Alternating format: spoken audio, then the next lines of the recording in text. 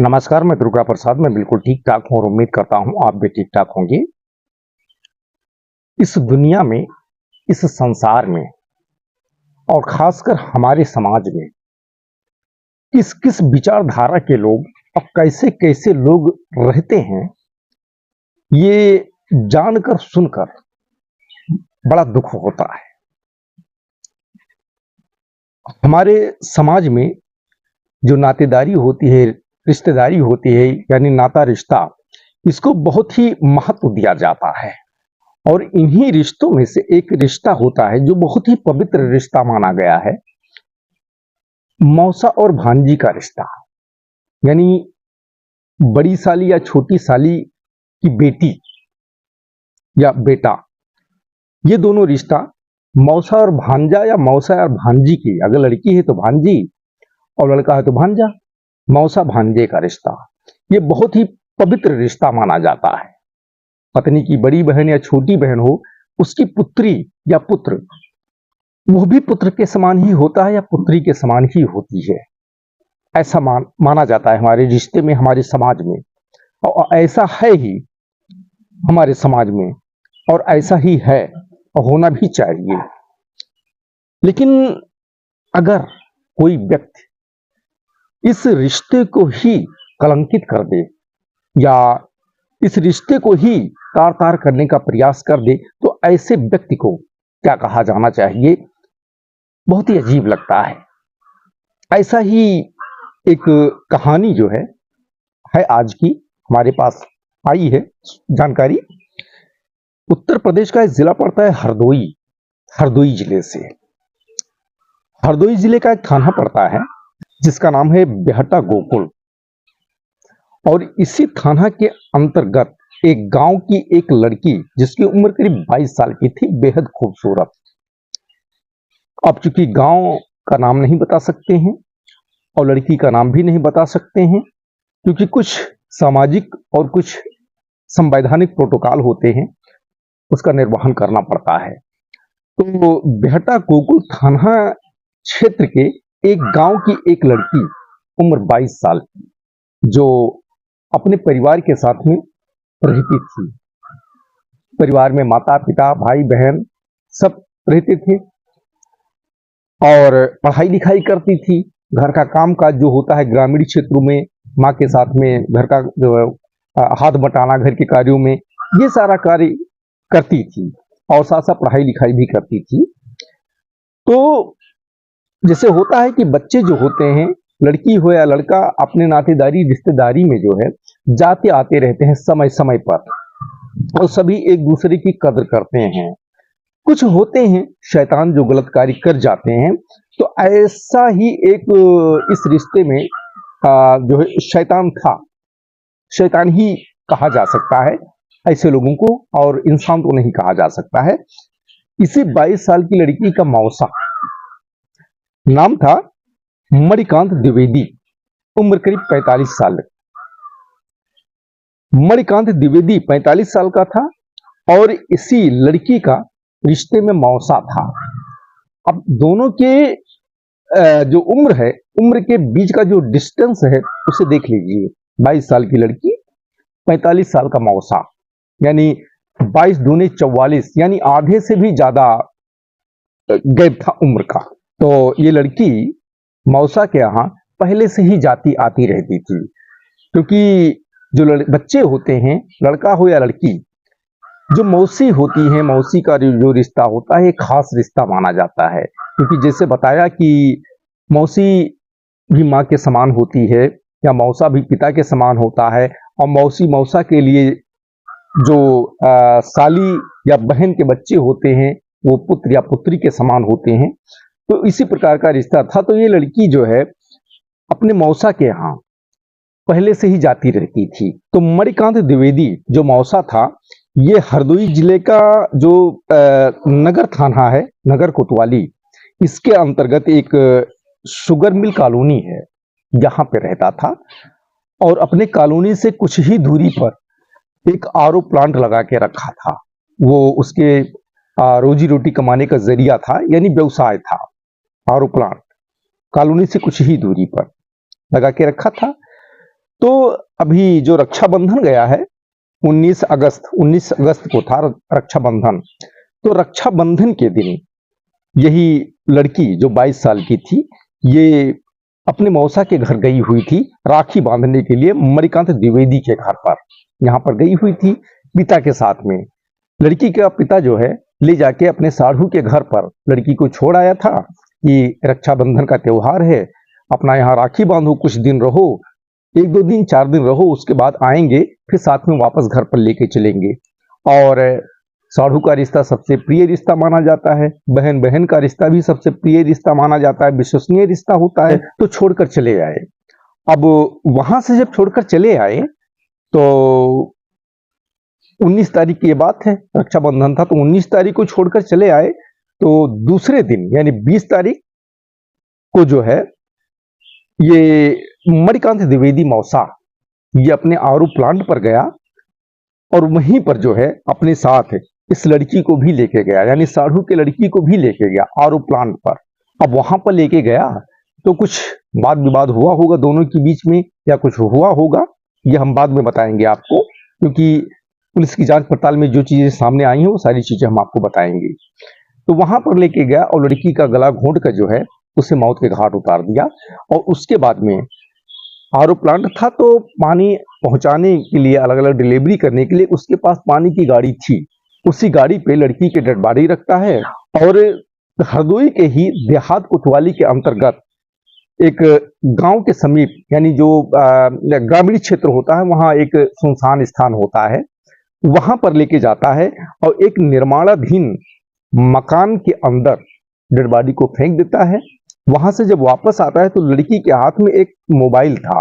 आजकल तो मोबाइल सभी के हाथ में रहता है, सबके पास में रहता है, चाहे लड़का हो या लड़की। अगर वो 15 साल या 16 साल हो गए तो मोबाइल होना लाजमी बन जाता है, होता ही होता है। अब लड़की 22 साल की थी तो मोबाइल तो था ही उसके पास में। तो उसकी डेड बॉडी फेंकने के बाद में उसकी मोबाइल को अपने पास रख लिया और उसके बाद में जब वापस आने लगा तो वहीं जो डग्गा मार बस वगैरह होते हैं, एक बस के अंदर जो है मोबाइल को फेंक दिया और फेंक कर जो है अपने घर लौट आया। और फिर दूसरे दिन 21 तारीख को जो है वो अपने साढ़ू को फोन करता है, यानी लड़की के पिता को फोन करता है और बताता है कि आपकी बेटी कहीं भाग गई। ये पिता को बताता है, लड़की के पिता को फोन करके बताता है साढ़ू अपना मणिकांत द्विवेदी। अब ये बात कोई भी माता पिता सुनेगा तो सन्नाटे में चला जाएगा कि उसकी 22 साल की जवान लड़की कहीं भाग गई। ये माँ बाप परिवार के जो लोग होते हैं सभी के लिए बहुत ही दुखदाई होता है। जैसे ये जानकारी लड़की के पिता को मिली, परेशान लड़की के माता पिता जो परिवार के लोग होते हैं भागकर यहाँ आते हैं, यानी अपने साढ़ू के घर आते हैं, यहाँ बातचीत करते हैं। तो बातचीत के दरमियान मणिकांत द्विवेदी जिस प्रकार से बातें कर रहा था अपने साढ़ू के साथ, उनके परिवार के लोगों के साथ, उन्हें कुछ इसकी बातों पे संदेह हो जाता है। अब जब संदेह हो जाता है तो वो सीधा अपने गांव क्षेत्र में जाते हैं और वहां का जो स्थानीय थाना होता है अपना बेहटा गोकुल थाना, यहां पर जो है लड़की की गुमशुदगी की रिपोर्ट दर्ज करवाते हैं। इसी के साथ साथ अपने साढ़ू मणिकांत द्विवेदी पे संदेह जताते हैं कि इनके द्वारा ही कुछ किया गया है। अब क्या किया गया है, यानी लड़की को गायब किया गया है, इस प्रकार का संदेह जताते हैं। और उसके बाद में पुलिस जो है तलाशना शुरू कर देती है। जो लड़की के परिजन होते हैं वो भी अपने स्तर से तलाशना शुरू कर देते हैं। अब इसी तलाश के दरमियान 22 तारीख को यानी गुरुवार को लड़की के परिजनों को पता चला कि यही शुगर मिल कॉलोनी के एक मकान में लड़की जो है छिपी हुई है, यानी वहीं पे उसे रखा गया है। अब जैसे परिजनों को यह जानकारी हुई, परिजन आक्रोशित हो उठे। जो घर बताया गया था कॉलोनी में, उस घर में गए तो वहां पे ताला लगा हुआ था, उस ताला को तोड़ने लगे। ताला जब तोड़ने लगे तो जिसका मकान था, तो जो आसपास के लोग होते हैं उन्हीं लोगों में से किसी का मकान था, तो जिनका मकान था वो लोग विरोध करने लगे। लेकिन जब वो लोग देखे कि ये लोग आक्रोशित हैं और ताला तोड़ रहे हैं, मना करने पे मानते भी नहीं हैं, तो वो लोग तत्काल जो है पुलिस को सूचना दे दिए। अब किसी के मकान का कुछ लोग आके जो है ताला तोड़ रहे हैं जबरदस्ती, ये खबर सुनकर पुलिस भी कुछ ही देर में घटना स्थल पर पहुंच गई। अब पुलिस जब वहां पे पहुंच गई तो अपना जो आक्रोशित लोग थे उनसे बातचीत हुई, तो परिजन जो होते हैं लड़की के वो पुलिस को पूरी बात बताते हैं, दास्तान बताते हैं। और जो बेहटा गोकुल कोतवाली में एफआईआर दर्ज करवाए थे अपनी बेटी की गुमशुदगी का, और इसी के साथ साथ अपने साढ़ू मणिकांत द्विवेदी पे जो है संदेह जताए थे, तो पुलिस जब वहां पे पहुंची, जहां पे कॉलोनी के अंदर ताला तोड़ रहे थे, उस घर पर जब पहुंची तो वहां पर भी पुलिस के साथ बातचीत में यही बात बताई। और उस वक्त वहां पर जो साढ़ू था मणिकांत द्विवेदी वहां पर नहीं था। अब चूंकि ये जो शुगर मिल कॉलोनी है ये नगर कोतवाली के अंतर्गत आता है, और गुमशुदगी की एफआईआर बेहटा गोकुल थाने में दर्ज हुई थी। अब नगर कोतवाली की पुलिस जब परिजनों की बात सुनती है तो घटना काफी गंभीर लगती है। अब नगर कोतवाली की पुलिस तत्काल बेहटा गोकुल जो थाना है वहां फोन करती है। कुछ ही देर में वहां की टीम भी घटना स्थल पर पहुंचती है, और फिर दोनों थानों की पुलिस मिलकर जो मणिकांत द्विवेदी होते हैं इन्हें अपने हिरासत में ले लेती है। क्योंकि एफआईआर में भी, गुमशुदगी के एफआईआर में भी लड़की के परिजन साढ़ू पे ही संदेह जताए थे, और यहाँ बातचीत में भी संदेह ही जता रहे थे। वो काफी आक्रोशित थे कि पुलिस कार्रवाई नहीं कर रही है। तो दोनों थानों की पुलिस मिलकर अपना साढ़ू को, मणिकांत द्विवेदी को जो है हिरासत में ले लेती है, और हिरासत में लेके जब कड़ाई से पूछताछ करती है तो ऐसी चीजें निकलकर सामने आती हैं जिसे सुनकर पुलिस भी हैरान हो जाती है।